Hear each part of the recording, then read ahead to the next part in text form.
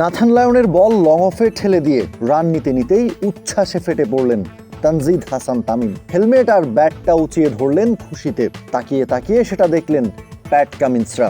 দৌড়ে এসে তানজিদ তামিমকে জড়িয়ে ধরলেন। খানিক আগেই বাসবল স্টাইলে ব্যাট করে 50 তুলে নেয়া বাংলাদেশের ক্যাপ্টেন নাজমুল হোসেন শান্ত।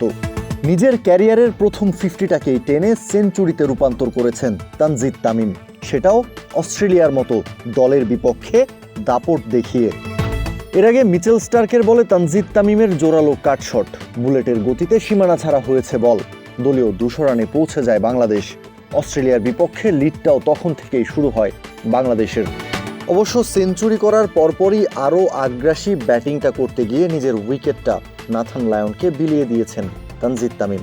হাফ ভলি বলে বড় শট খেলতে গিয়ে ক্যাচ তুলে দিয়েছেন মিচেল স্টার্কের হাতে। স্লিপে স্টিভ স্মিথের ক্যাচ মিসের আক্ষেপটা কেটেছে তানজিদ তামিমের। এবার স্মিথ নিজেই মিস করেছেন তামিমের ক্যাচ।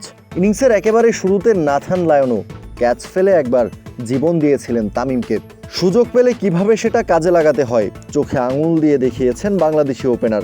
ডারউইন টেস্টের দ্বিতীয় দিনের প্রথম সেশন শেষে সেঞ্চুরির পথে হাঁটছেন তিনি।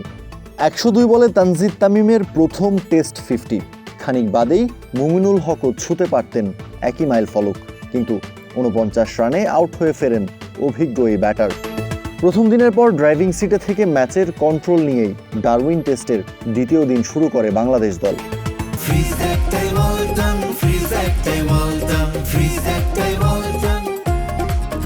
আর প্রথম ঘন্টায় একটাও উইকেট দেয়নি অজি বোলারদের।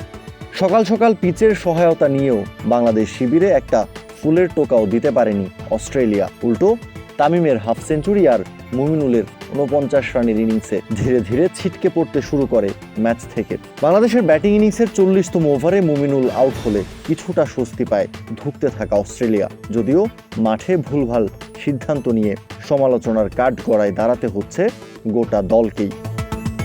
মুমিনুল হক তানজিদ তামিমের দায়িত্বশীল এবং সাবধানী ব্যাটিংয়ে উইকেট না পেয়ে যেন চোখে মুখে সর্ষে ফুল দেখছে প্যাট কামিন্স, মিচেল স্টার্করা। স্টার্কের লেগ স্টাম্পের বাইরের বল তানজিদ তামিমের পায়ে লেগে চলে যায় উইকেট কিপার অ্যালেক্স ক্যারির হাতে। অথচ উইকেট কিপার ক্যারি সহ গোটা অস্ট্রেলিয়া দল ক্যাচের আবেদন তোলে। আম্পায়ার সাথে সাথেই না করে দেন। ব্যাপারটা এখানেই শেষ হতে পারত, কিন্তু অস্ট্রেলিয়ার ক্যাপ্টেন সিদ্ধান্ত রিভিউ নিলেনও, কিন্তু কাজের কাজ তো হলোই না, উল্টো কুড়াতে হলো কঠিন সমালোচনা। কেননা রিভিউতে স্পষ্ট দেখা গেল ব্যাট থেকে বহু দূরে বল। এর আগে হাসান মাহমুদের 6 উইকেট আর তাসকিন ইবাদতের জোড়া শিকারে অস্ট্রেলিয়াকে মাত্র 198 রানে অল আউট করে দিয়েছিল বাংলাদেশ। এরপর ব্যাট করতে নেমে 24 ওভারে 1 উইকেট হারিয়ে 96 রান নিয়ে প্রথম দিনের খেলা শেষ করেছিল টাইগাররা। কাউসার শান্ত, ক্রিক ফ্রেঞ্জি।